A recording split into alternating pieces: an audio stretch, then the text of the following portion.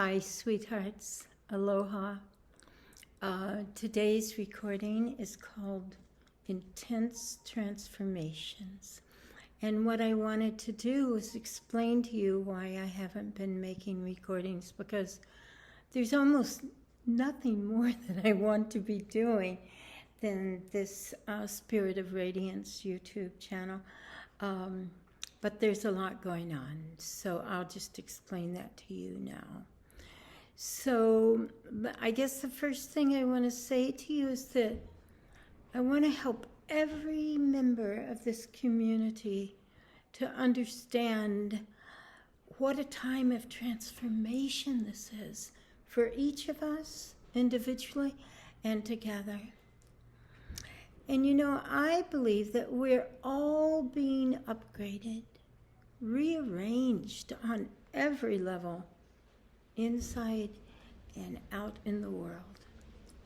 And you know, sometimes we say, finally, this feels so perfect. I've been waiting for this.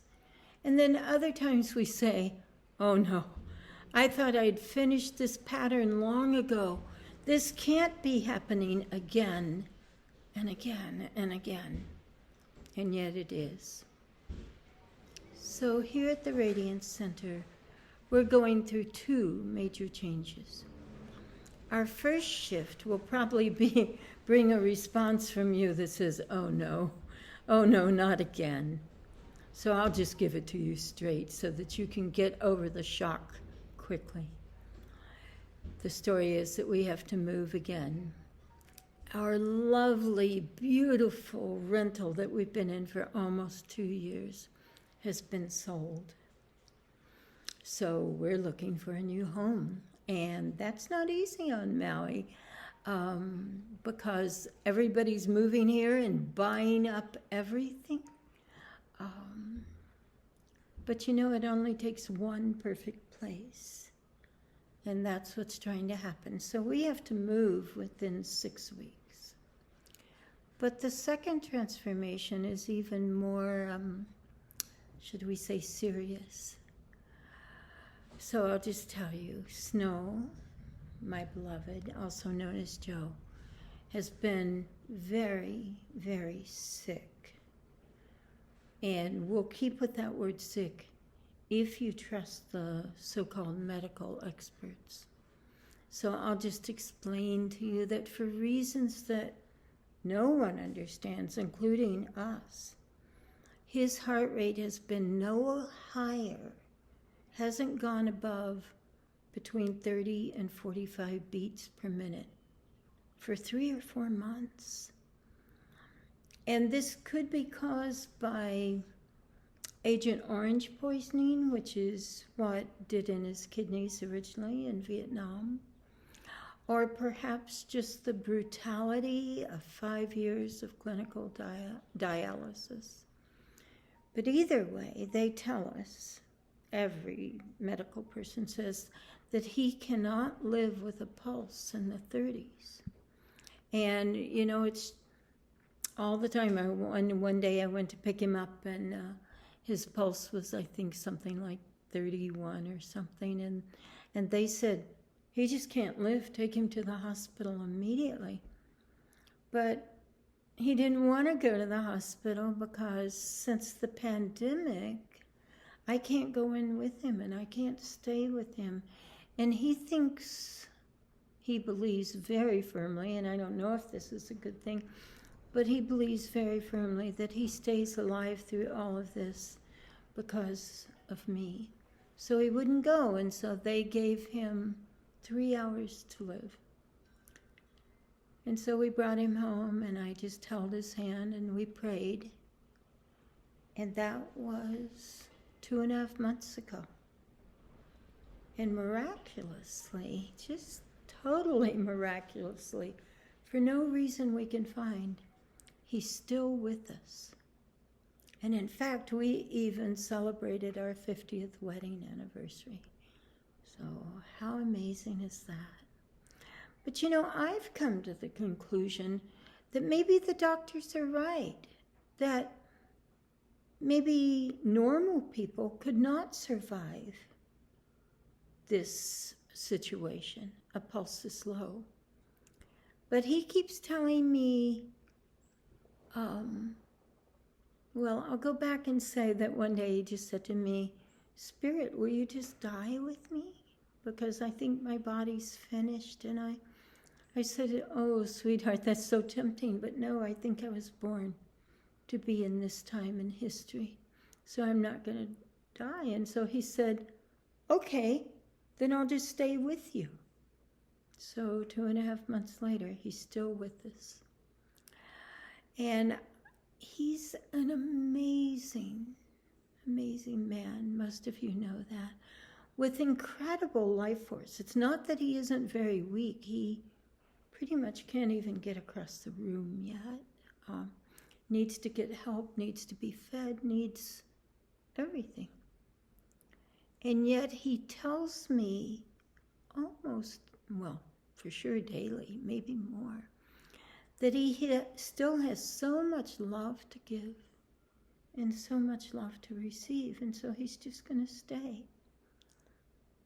And you know, it would be so easy to make this situation a problem.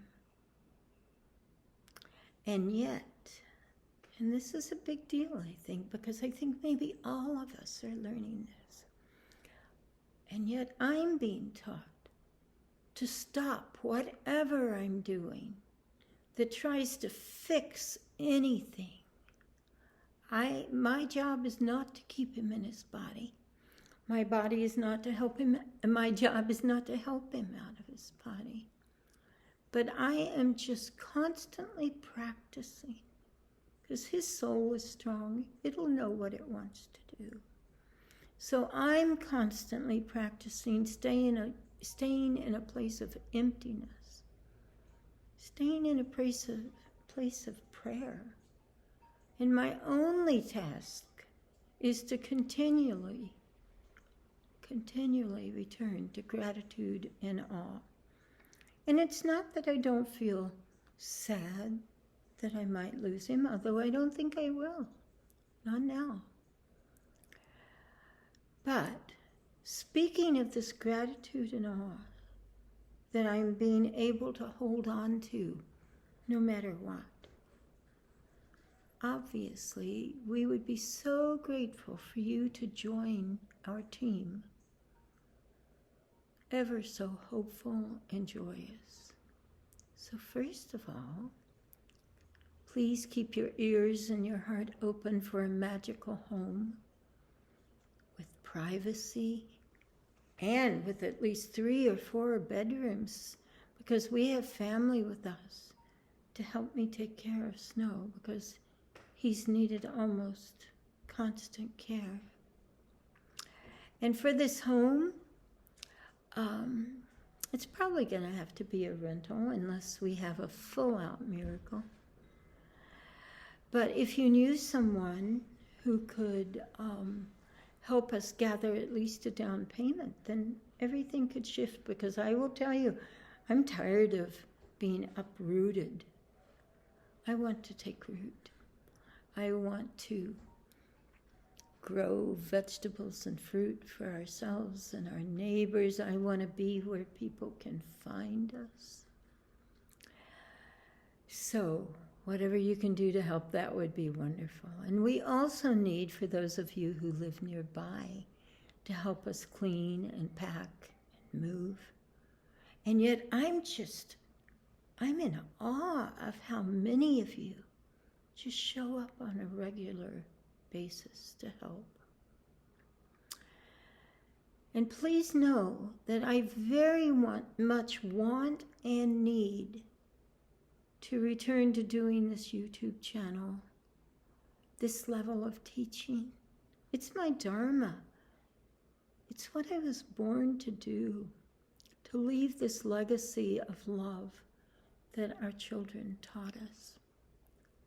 But in this very moment, my total focus is on being with my beloved, supporting him in making this transition gracefully, no matter what that looks like. You will love to hear, I'm sure, that he very much believes that he is upgrading, no matter what the doctors say.